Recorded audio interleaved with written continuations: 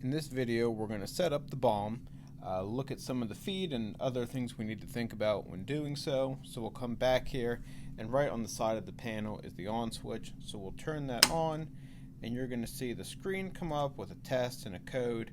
And not until we have a set of numbers in both of these screens is the device ready. If you hit anything too early, it's just going to throw it into an error. So the first one we want to do is hit the down button. And just quick to recap what all the buttons do.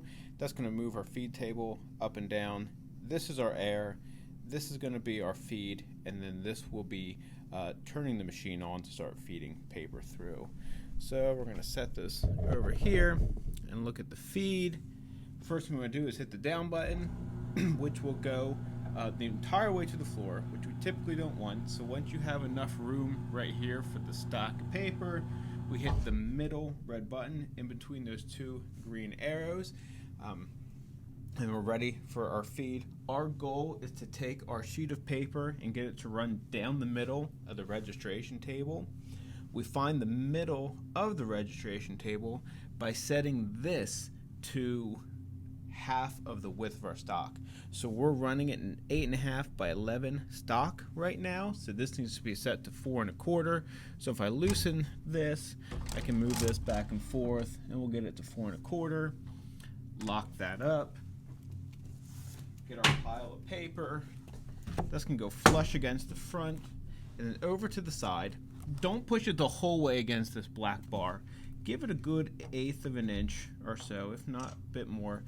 We don't want this piece of plastic to be sitting on top of that stock, or that's going to hamper the paper from actually moving forward.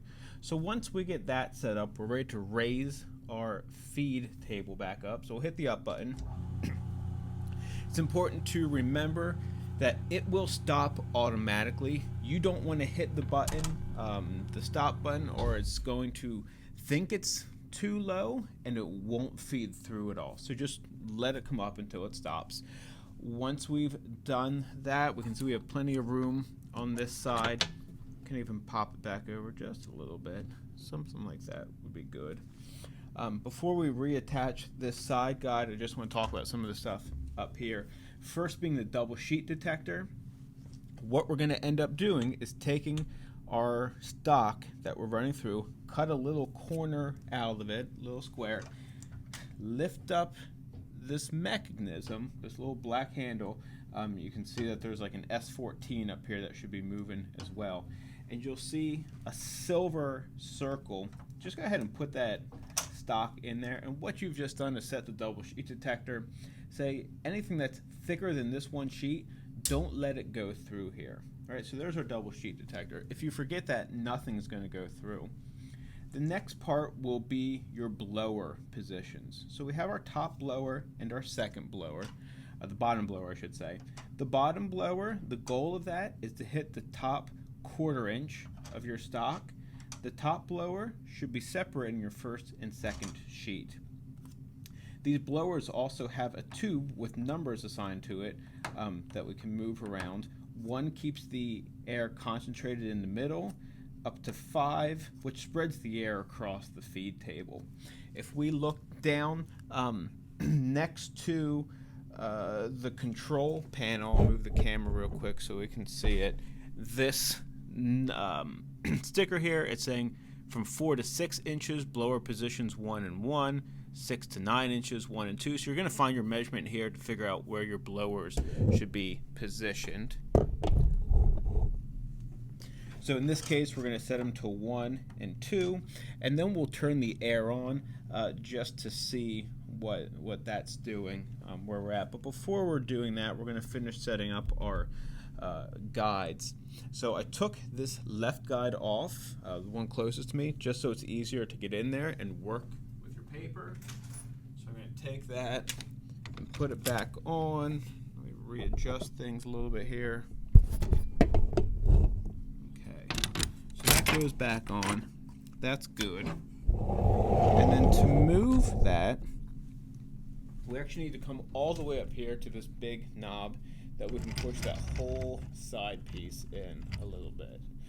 We don't want it to be tight. We want a good 1/8 inch there. We'll lock this up. Then these back stops The first one's going to sit on top of the stock. The back one's going to rest against the back of the stock, and we can tighten that up. Tighten this one up. Same thing on both sides.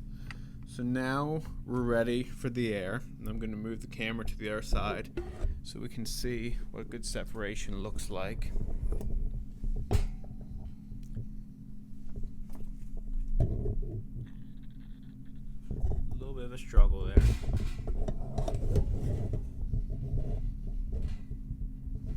Okay, great. So we can start to see our paper right here.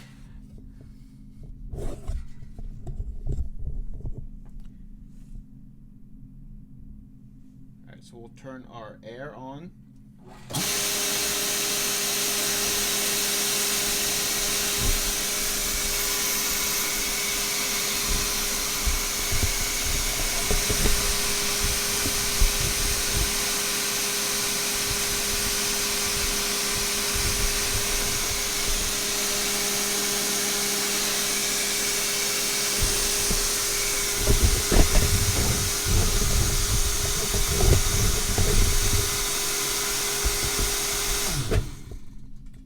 Okay, so we can see the edge of our paper here, and we're going to turn the air on.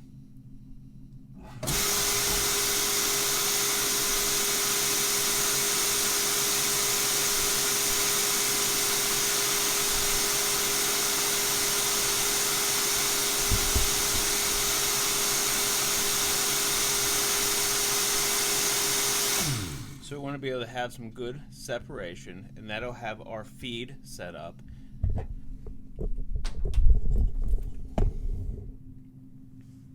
After the feed setup, everything else is just about following our imposition guide, our document here, about setting up the pans, the stops, and the gap sets.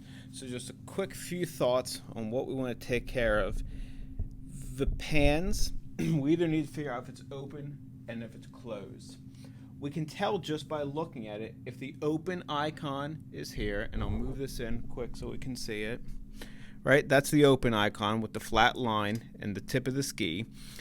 That's the closed icon. That represents the deflector. Whichever icon is closest to the folding rollers, right? So this is the open icon closest to the folding rollers. So 1 is open. If we look down here at 2, the open icon is closest to the folding rollers. We come back up here to 3. Closed icon is closest, so we know that that one's closed, and then 4 is just a dummy pan. 4 is always going to be closed. So we open and close them. If you actually physically move the deflector here, don't forget you need to move this around too. It's either going to make a squealing noise or it's going to lock up the device. If you have it flipped around the other way where the deflector is up but the stop is marking down, paper is going to be falling to the bottom. When it's time to start moving these stops around, we come up to these knobs. This top one is going to loosen it, and we can move that stop up and down the pan, right? As we make it bigger, we increase the number and we move the stop up. We're moving our fold down the page. If we make the number smaller, so less paper goes in, we're moving it up the page. Just some thoughts for when we're doing the registration, our registration or setup.